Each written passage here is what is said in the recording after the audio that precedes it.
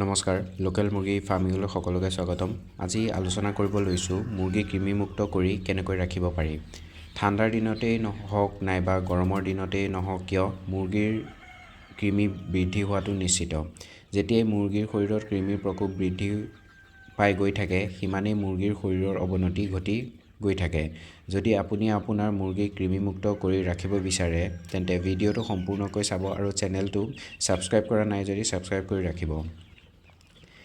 যদি আপুনি আপোনাৰ ফাৰ্মত হঠাৎ মুৰ্গীৰ পায়খানাত পাৰ্থক্য দেখিছে, পনীয়া নাইবা অকণমান তেজ ৰঙৰ, তেন্তে আপোনাৰ মুৰ্গীত কৃমি নাইবা পেলুৰ পৰিমাণ বৃদ্ধি হোৱাৰ সম্ভাৱনা বৃদ্ধি হৈ পৰে আৰু কেতিয়াবা এই পেলু পায়খানাৰ লগতো বাহিৰলৈ ওলাই আহে। জীৱ-জন্তুৰ শৰীৰৰ পৰা কৃমি নাইবা পেলু বাহিৰলৈ উলিয়াবৰ বাবে সকলোতকৈ ভাল কাম কৰা ঔষধবিধেই হৈছে লিভামিছল, যিটো আপোনাৰ 1 গ্ৰাম প্ৰতি 7.5 কেজি শৰীৰৰ ওজনৰ হিচাপত দিয়া হয়।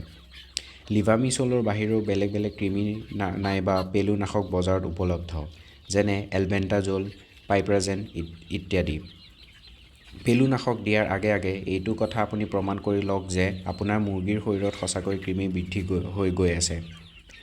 যদি আপোনাৰ মুৰ্গীৰ শৰীৰত কৃমি নাইবা পেলুৰ সংখ্যা বৃদ্ধি হৈ গৈ আছে, তেন্তে আপোনাৰ মুৰ্গীয়ে খোৱা দানাৰ অধিকাংশ দানাৰ পৰা আহৰণ কৰা প্ৰ'টিন, কাৰ্বহাইড্ৰেট, ফেট আৰু লগতে মুৰ্গীৰ বাবে প্ৰয়োজনীয় ভিটামিন আৰু মিনাৰেল কৃমিয়ে গ্ৰহণ কৰি ল'ব, যাৰ ফলত আপোনাৰ মুৰ্গীখিনি দিনক দিনে ক্ষীণাই গৈ থাকিব আৰু লগতে শৰীৰত তেজৰ পৰিমাণো কম হৈ যাব। মুৰ্গীটো লাহে লাহে কমজুৰি হৈ আহিব। ডিম পাৰি থকা মুৰ্গী ডিমৰ সংখ্যা কমি যাব। মতা মুৰ্গীৰ মূৰত থকা ফুল পৰি থাকিব। কৃমিনাশক মুৰ্গীক সিমানখিনি পানীত ব্যৱহাৰ কৰিব লাগে যিমানখিনি পানী মুৰ্গীয়ে 5 পৰা 6 ঘণ্টাৰ ভিতৰত শেষ কৰিব পাৰে। যিদিনা আপুনি আপোনাৰ মুৰ্গীত কৃমিনাশক ব্যৱহাৰ কৰিব, তাৰ পিছদিনা মুৰ্গীৰ ফাৰ্মৰ ভিতৰত ডিছইনফেক্টেণ্ট ছটিওৱাৰ ব্যৱস্থা কৰিব লাগে। আজিৰ ভিডিঅ'টো ইমানখিনিতে সামৰি মাৰিছোঁ। ধন্যবাদ।